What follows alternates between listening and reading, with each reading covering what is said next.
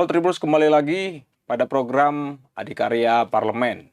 Dan kali ini di studio Tribun Jabar, kita sudah kedatangan seorang anggota Dewan dari DPRD Provinsi Jawa Barat, tepatnya fraksi Partai Kebangkitan Bangsa atau PKB, yaitu Kang Taufik Rohim atau Kang Opik ya? Apa kabar, Kang? Kang Taufik. Kang Taufik ya? Ya. Kang Taufik. Apa kabar, Kang? Alhamdulillah sehat. Gimana kabarnya? Sehat juga.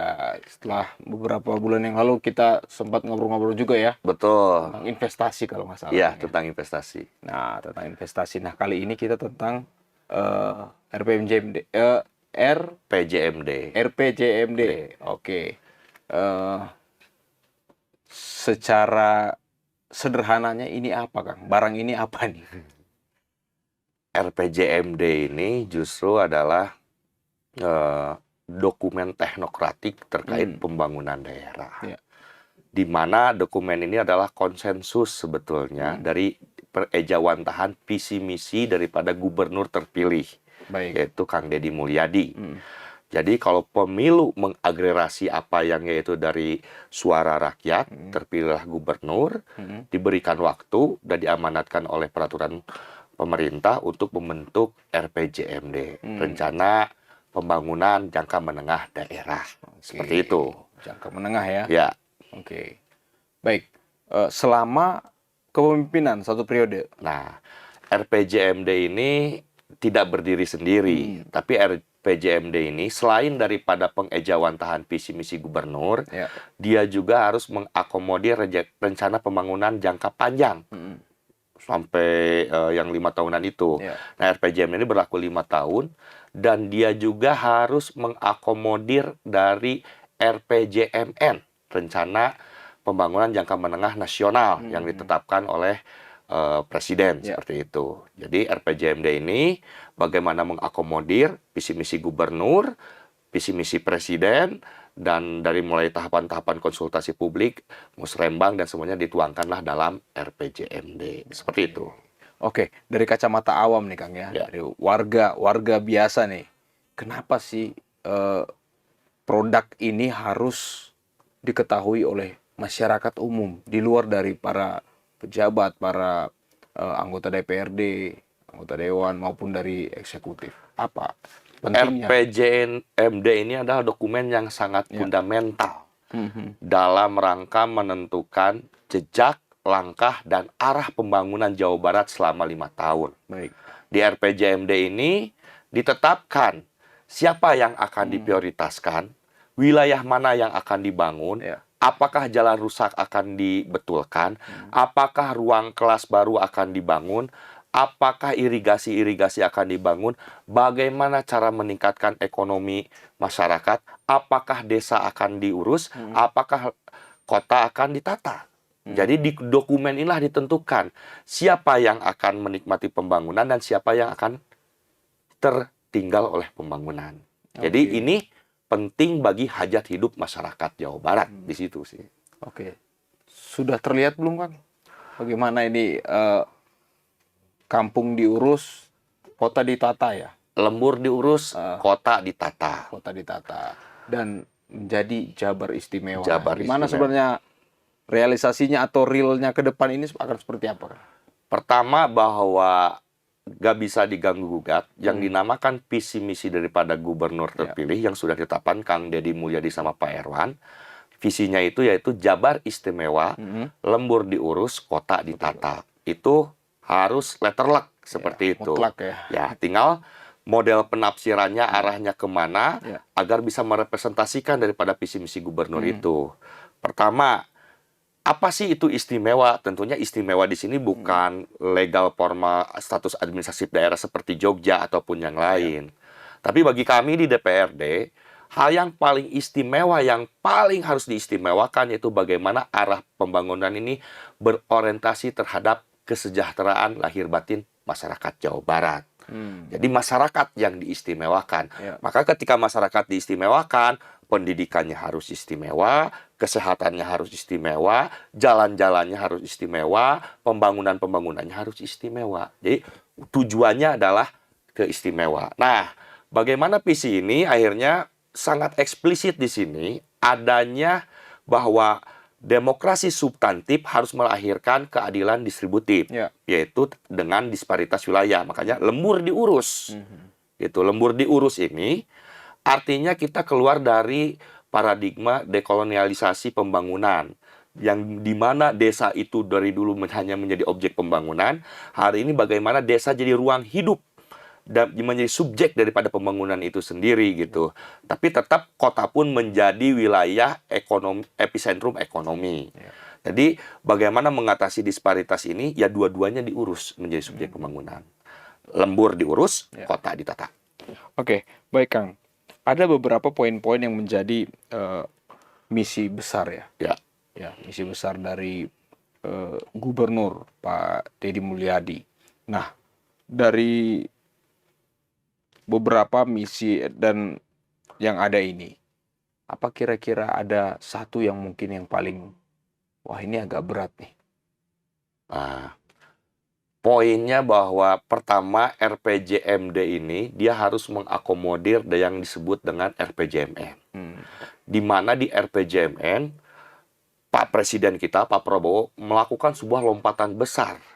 Yang tadinya target laju pertumbuhan ekonomi nasional dari angka 5, di target 2029 8%. Itu berkonsekuensi bahwa Jawa Barat harus ditarget 7,95%.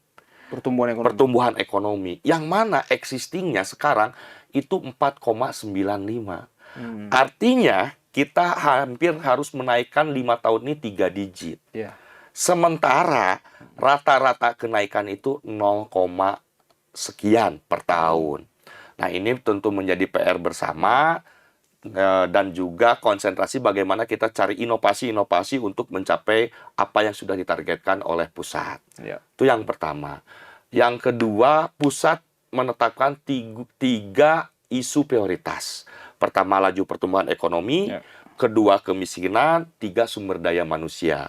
Nah, apa yang ditugaskan oleh pemerintah pusat ini bagaimana diselaraskan dengan visi misi gubernur sehingga kita lagi mencari inovasi-inovasi menuju apa yang menjadi target RPJMN dan juga target daripada RPJMD. Begitu, Kang.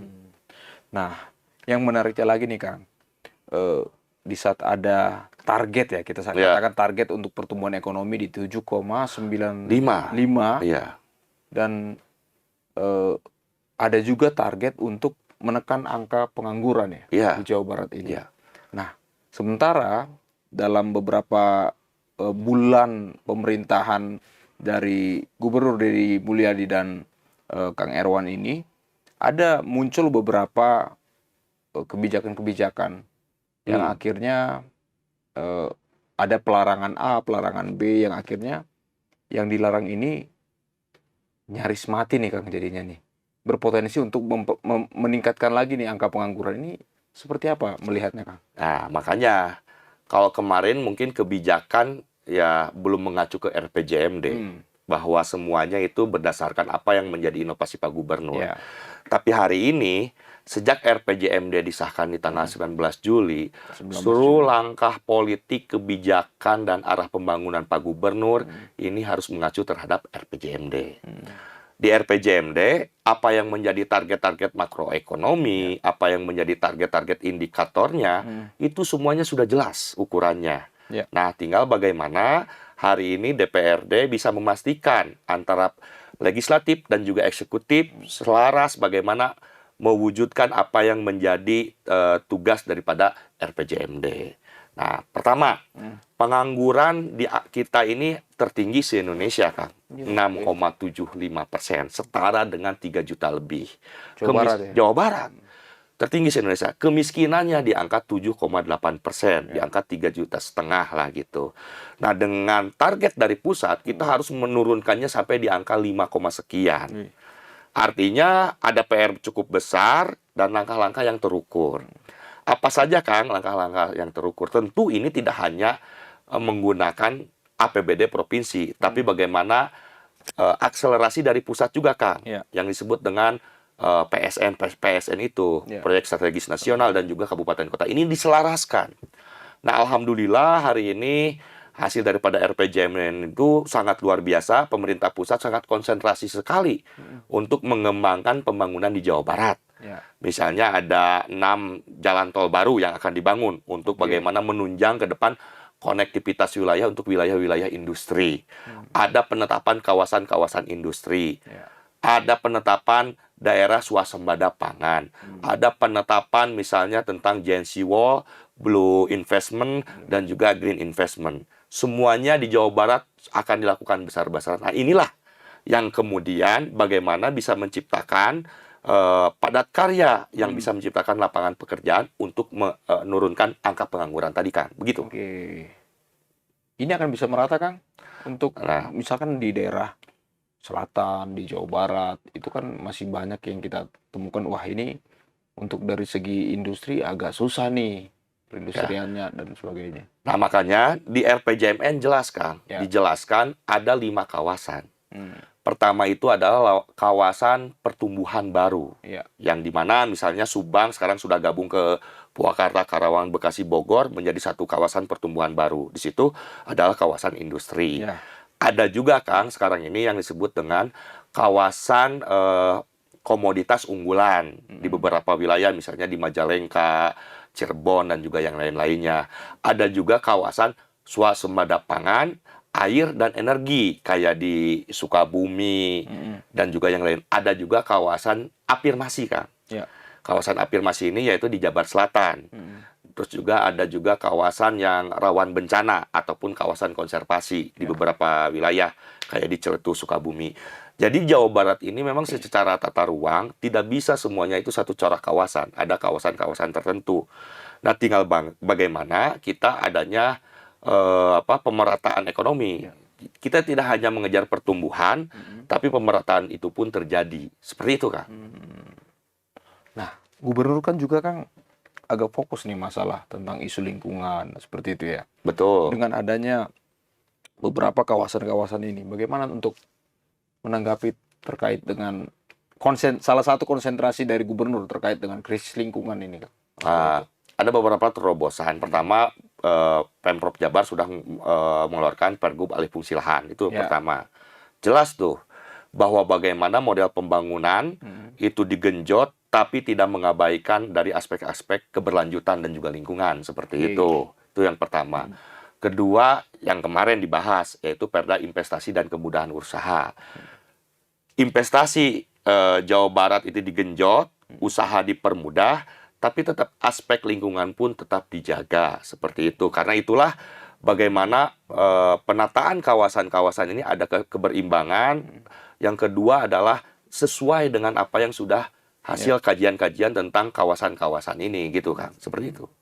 Oke, Kang, menarik, Kang, tadi masalah tentang beberapa daerah-daerah Sukabumi, Purwakarta akan menyatukan kekuatan nih ceritanya ya. Betul. Menyatukan kekuatan, dan ini sudah dalam 5 kelompok ini sudah termasuk nih semua kota kabupaten yang ada di Jawa Barat. Sudah termasuk semua. Sudah terbagi rata ya. Terbagi rata. Terbagi rata. Bahkan di situ pun tadi efek dari 5 kawasan itu bagaimana terciptanya konektivitas wilayah. Pusat sudah menetapkan di RPJM akan ada 6 kawasan tol baru. Untuk swasembada pangannya sudah disiapkan juga. Energinya apa misalnya di wilayah Sukabumi, Bogor. Untuk wilayah industrinya memang di wilayah Subang, Karawang, Purwakarta. Untuk investasi hijau dan juga investasi biru, ekonomi biru hijau, itu di wilayah Cirebon, Majalengka. Nah, bagaimana hari ini kehadiran misalnya tentang yang disebut dengan optimalisasi Pelabuhan Patimban. Jadi dari semua itu, ujungnya bagaimana bisa menciptakan lapangan pekerjaan. Industri yang padat karya seperti itu. Dan diimbangi tetap bahwa ada wilayah-wilayah memang tetap itu menjadi wilayah konservasi dan juga rawan bencana. Seperti itu. Begitu, Kang. Kang, ini kan semuanya adalah untuk kemajuan ya. Betul. Untuk kemajuan, untuk pertumbuhan ekonomi dan sebagainya.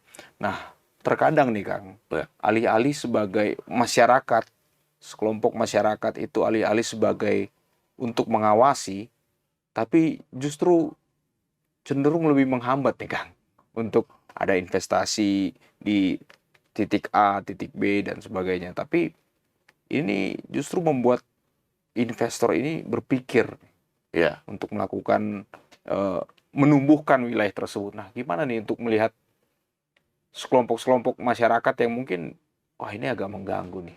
Ya, makanya izin. Selain daripada isu pertumbuhan ekonomi dan juga kemiskinan pengangguran, Ya. nomor 3 pusat sudah memprioritaskan tentang prioritas kita ini adalah sumber daya manusia. Oke. Ketika berbicara sumber daya manusia, kita tidak hanya berbicara tentang pendidikannya saja. Ya. Banyak hal, apalagi Pak Gubernur punya misalnya pendidikan karakter Pancawaluya yang mungkin lebih concern kepada pendidikan karakter Ya. untuk masyarakatnya.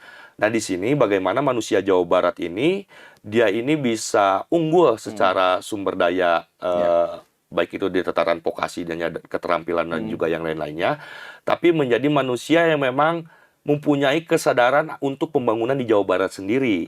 Baik itu bagaimana menumbuh kembangkan misalnya pembangunan di wilayahnya, termasuk bagaimana kesadaran untuk menjaga lingkungannya juga. Seperti itu. Jadi kesadaran menuju daerah yang maju, ini tidak ada kata lain adalah melalui pendidikan. Seperti itu, Kang. Oke. Baik, Kang. Sebagai warga Jawa Barat, ya, sebagai warga Jawa Barat, apa sebenarnya yang bisa secara langsung dilakukan untuk melakukan memonitor nih, mengawasi semua rancangan-rancangan, semua rencana-rencana yang demi kemajuan ini, Kang? Nah, makanya saya ulangi dari awal. RPJMD ini jangan hanya menjadi dokumen elit ataupun hanya jadi dokumen administratif birokratis, tapi harus menjadi dokumen publik. Nah, di mana di sini pentingnya masyarakat untuk mengakses luas-luasnya daripada dokumen RPJMD ini. Apa sih yang menjadi janji politik daripada pemerintahan Provinsi Jawa Barat melalui RPJMD? Wilayah mana yang akan dikembangkan? Arah pembangunannya kemana? Gitu. Nah, di situ masyarakat justru harus terlibat aktif dalam pengawasannya selain pada lembaga legislatif untuk pengawasan itu. Disitulah terjadi bagaimana masyarakat sendiri menjadi subjek daripada pembangunan itu sendiri, bukan hanya daripada objek pembangunan. Seperti itu, Kang. Oke. Apa yang akan terjadi, Kang, jika setelah tanggal 19 Juli ada program-program atau ada rencana-rencana jangka menengah baru yang muncul? Akankah ada berupa sanksi kepada eksekutif atau seperti apa? Begini, Kang. RPJMD ini adalah narasi besar, dokumen makro, konsensus politik lah, gitu, yang sudah lewat pemilu, visi misi gubernur. Ini harus dikejar. Jadi ini wajib. Adapun bahwa dokumen ini bukan berarti menjadi dokumen mati. Baik. Bahwa di sana menuju target-target makro yang sudah ditentukan, tentu butuh inovasi-inovasi. Baik itu inovasi kebijakan daripada gubernur sendiri, ataupun inovasi peraturan-peraturan daerah baik yang diciptakan oleh legislatif bareng dengan eksekutif. Tidak ada masalah untuk perubahan-perubahan itu. Tapi di dokumen ini sudah ditegaskan. Misalnya untuk bahwa sekarang pemerintah Provinsi Jawa Barat concern bahwa desa itu juga akan dibangun menjadi prioritas. Disebutkan, Kang, yang tadinya 5.312 desa, untuk menuju keadilan fiskal Jawa Barat, kita akan pemekaran sebesar 2.000 desa baru selama 5 tahun. Artinya berarti kan akan ada tambahan tuh dana desa. Itu yang pertama. Yang kedua adalah dari sisi pelayanan publik. Yang tadinya satu desa bisa mengurusi berapa ribu penduduk, sekarang dengan pemekaran itu jumlah beban pelayanan publiknya jadi semakin ringan dan lebih semakin terjangkau gitu. Seperti itu, Kak. Yang diterima masyarakat juga akan lebih banyak. Lebih banyak, lebih besar. Dengan begini, bahwa bagaimana hari ini yang isu yang paling utama itu jumlah penduduk kita banyak, tapi bisa pelayanan publiknya kita optimalkan dengan ada anggaran baru dengan jumlah penambahan desa, pemekaran desa baru. Seperti itu, Kang. Oke. Ini optimis berarti, Kang, ya? Sampai ya 2029 berarti. Begini, Kang. Bahwa dokumen ini kita proyeksikan dengan langkah-langkah terukur.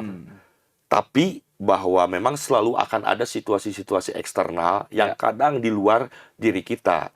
Karena RPJMD ini dia tidak akan berdiri sendiri, maka akan terpengaruhi kebijakan pusat, termasuk kondisi geopolitik global. Bisa aja nanti ada Trump efek, ada perang di Timur Tengah, di Eropa Timur dengan Eropa Barat. Itu kan situasi-situasi yang memang di luar kendali daripada kita. Tapi kita selalu menyusun langkah-langkah itu optimis. Karena kita butuh percepatan, kita butuh lompatan, Kang. Nggak bisa stagnan. Jawa Barat ini adalah provinsi yang menurut saya akan maju. Seperti itu, Kang. Oke, akan maju. Oke, baik. Kang Taufik, yang terakhir nih Ya. Apa yang bisa disampaikan kepada eksekutif dan kepada masyarakat sebagai bagian dari kelompok yang akan juga merasakan seperti apa nanti jika Jawa Barat akan maju, pertumbuhan ekonominya baik, angka penganggurannya akan terus ditekan menjadi berkurang, dan ya berkurang saja ya target kita dulu. Apa nih Kang yang bisa disampaikan kepada masyarakat dan mungkin kepada Bapak Gubernur? Silakan Kang. Pertama, bahwa kami menyambut baik hasil RPJMD ini dengan visi Jabar Istimewa, lembur diurus, kota ditata. Artinya kalau Jabar Istimewa, yang istimewanya itu adalah rakyat Jawa Barat, maka arah pembangunan ini harus bekerja sama, berkolaborasi antara pemerintah provinsi, antara DPRD, legislatif, dan juga masyarakat itu sendiri. Tidak bisa bahwa Jabar Istimewa dilakukan hanya oleh salah satu pihak. Maka di sini saya mengajak kepada seluruh elemen masyarakat, yuk kita berpartisipasi, kitalah yang akan menjadi subjek pembangunan di Jawa Barat Istimewa ini, kitalah yang akan menjadi pelaku kemajuan di Jawa Barat ini. Jadi tentunya DPRD Provinsi Jawa Barat sangat siap berkolaborasi baik dengan pemerintah dan juga masyarakat. Begitu sih, Kang. Dan tentunya selain daripada kolaborasi, yuk kita terus berinovasi, memberikan masukan-masukan, baik itu yang sifatnya kritik, baik itu yang sifatnya solusi-solusi inovasi untuk bagaimana mengejar angka-angka yang sudah ditargetkan di dalam RPJMD ini. Seperti itu, Kang. Oke. Baik, terima kasih Kang Taufik Atur nuhun, Kang. untuk informasi-informasi yang disampaikan di program Adikarya Parlemen ini sama dengan Tribun Jabar. Terima kasih Tribuners untuk tetap setia menyaksikan program-program dari Tribun Jabar, khususnya pada program Adikarya Parlemen. Saya Daniel Lamanik, sampai jumpa.